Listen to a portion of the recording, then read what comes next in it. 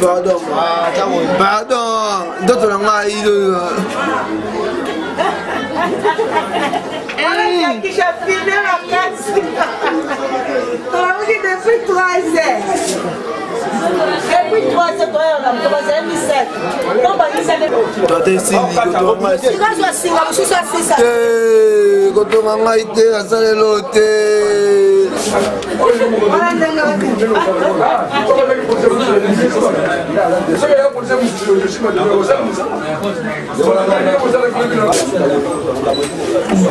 Oh! Comment ça là? D'abord, il va qu'il y aura un poisson. Non, pas ça.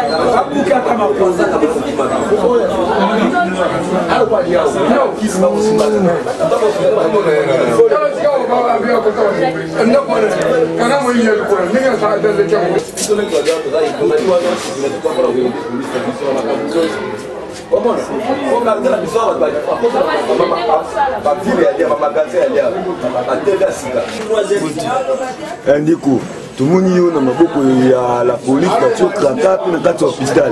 Mais qui peut expliquer le problème?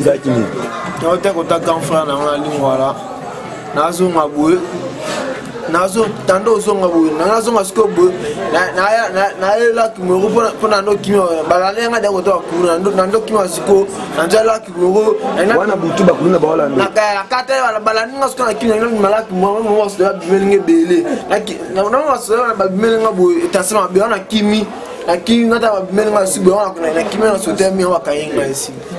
C'est quoi vous qui bonne? Attends, on va dans ma banque on se dit.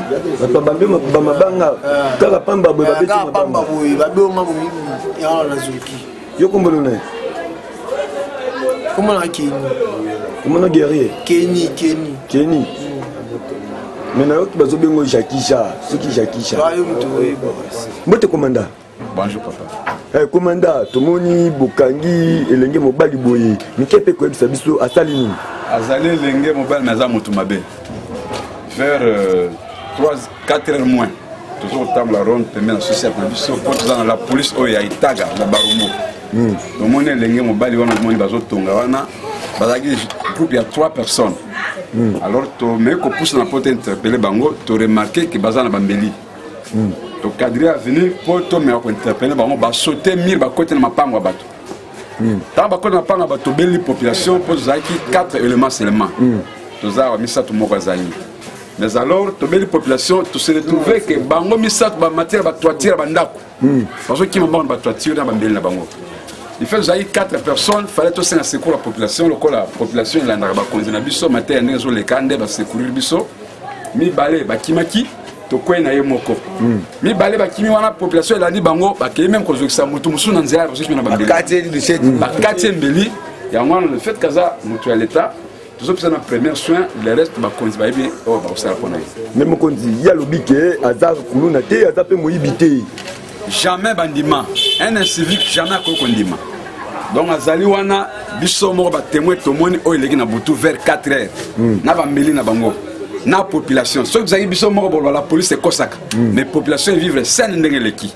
C'est réel pour dénoncer baninga na yo bazo tambola ne bazo katabatu. Ngala za victime na Croix Rouge. Na souci ta Croix Rouge ba yebi bano ba kotela ngai ba yiba ngai mbongo bilamba ba faire biloko belé bazo kotela batu ba osala ba action ya mabe. A dénoncer baninga na yo wana bango mais abi komone Jackie Jarté. Comment na Jackie Chan a kolotol hier a succès donc Ali Mwaka mwano de bozo mona ya na ebi c'est un petit akoli na miso ya biso bazaki na lopangu na Croix Rouge bato ba ebi on azolo ba ebi il faut a dénoncer ba akoli na miso na biso petit na biso na mabele papa la bango zo souffrir pour na bango nenga zana tile le papa la bango tcha ko mona ebi makamna zolo ba bazo nyoko ma mingi bazota mona ba voyou na ba civique eza ndenge na bango donc faut ba serrer ala ka baninga na e pecho ninga zalia na ayebi nga bien mto oloba ndio ba kina oyo papa sili koloba on a bakisi le mona bi eza bien réalité za bien bongo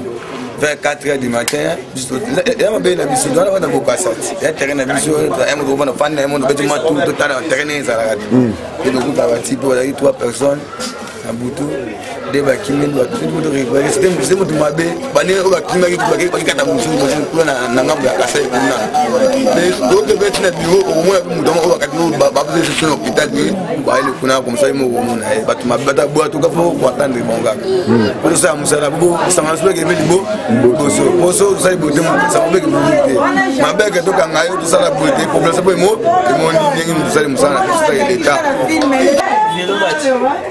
na oloba konga na yebi ya kotanga na komona